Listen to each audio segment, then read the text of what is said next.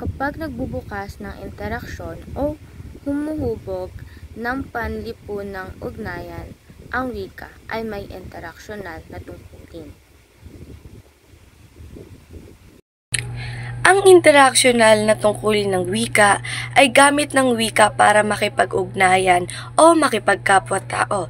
Ibig sabihin, ginagamit natin ito upang makabuo o mapanatili ang relasyon natin sa ibang tao.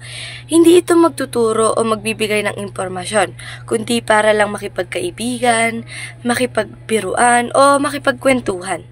Halimbawa na lang dito kapag sinasabi natin na, "Kamusta ka na? Ingat ka palagi."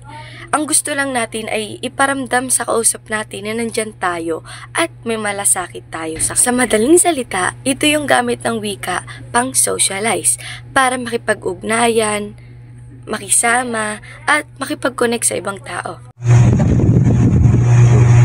Ang wika ay may panlipunang gampanin na pag-ugnayan ang isang tao at ang kaniyang kapwa sa paligid.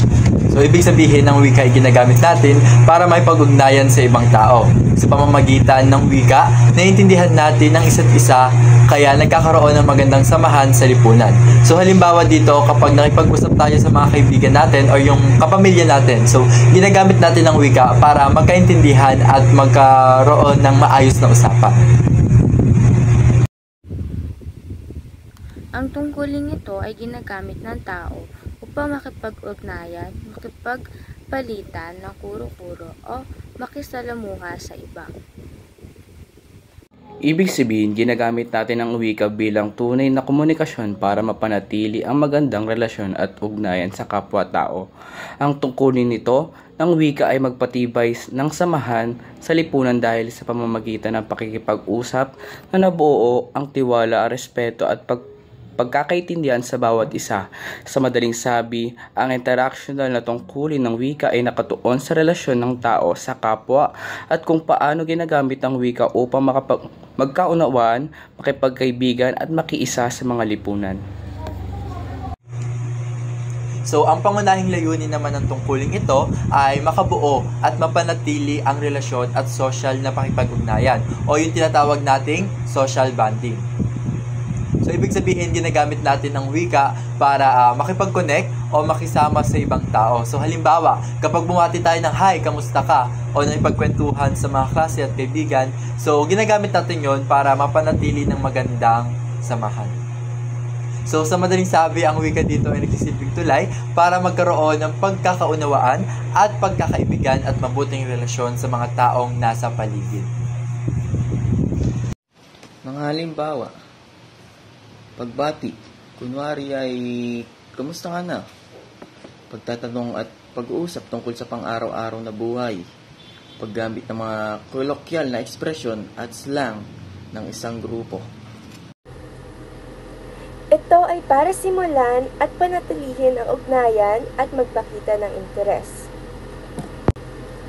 Ito naman ay para palalimin ang samahan at maging komportable ang bawat isa o small talk. Ito ay para ma-establish ang sense of belonging at pagkakakilanlan ng mga miyembro sa isang grupo.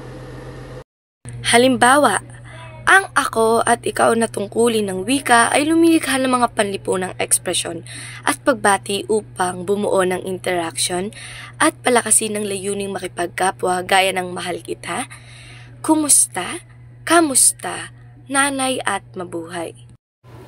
Wala sa mga halimbawang binanggit, sinasabi dito na ang mga salitang "ako", "ikaw", "kumusta ka na", "mahal kita", ang mga klase ng wikang ganun daw ay nagpapalalim ng pakikipag-interaksyon sa isang tao o pakikipag-komunikasyon.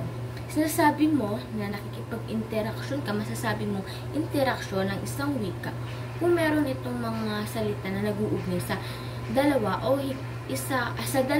higit pang mga tao. So, ang mga salitang yun daw ay nagpapalalim sa pakikipag-interaksyon mo sa ibang tao o sa paggamit mo ng wika.